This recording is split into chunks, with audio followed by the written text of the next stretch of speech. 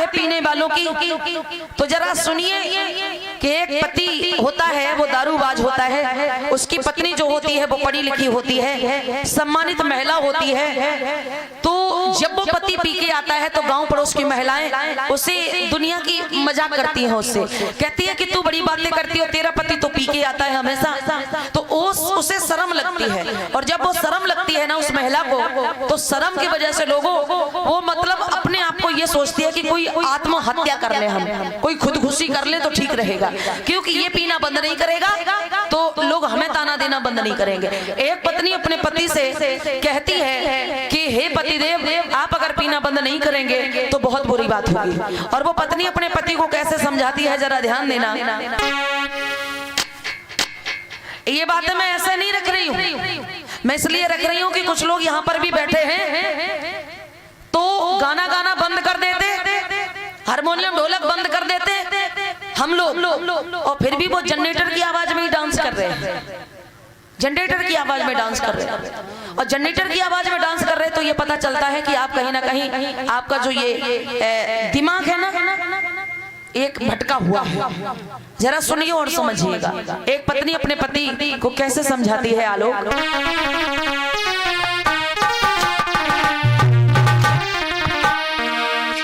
की बात मानो पति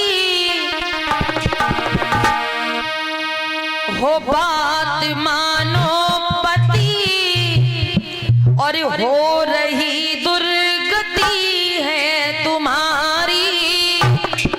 वो पत्नी कहती है कि बात मानो पति, और हो रही दुर्गति है तुम्हारी,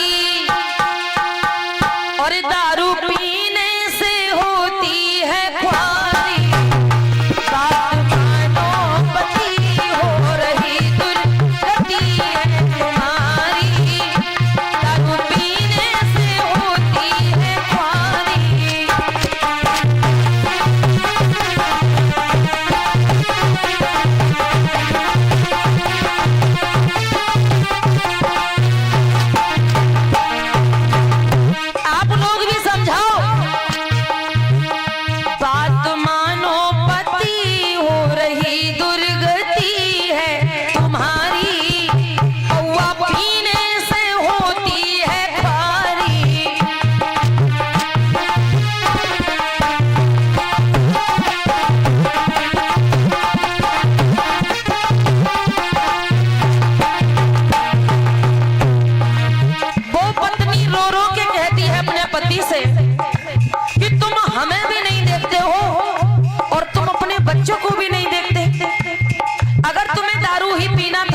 बच्चे पैदा क्यों किए?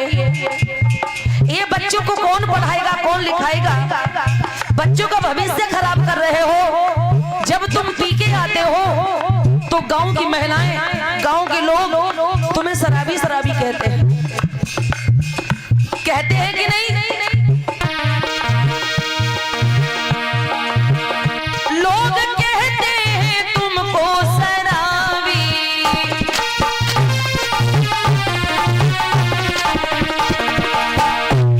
अपने पति से बोली वो महिला, रोके बोली, लोगों जिसके पति दारू पीते हैं उसकी पत्नी बहुत ज्यादा दुखी रहती है। दुखी रहती हो कि नहीं? यहाँ पर जो महिलाएं बैठी और जिनके पति दारू पीते होंगे उन्हें वो दुख बहुत अच्छे से पता होगा, है कि नहीं है?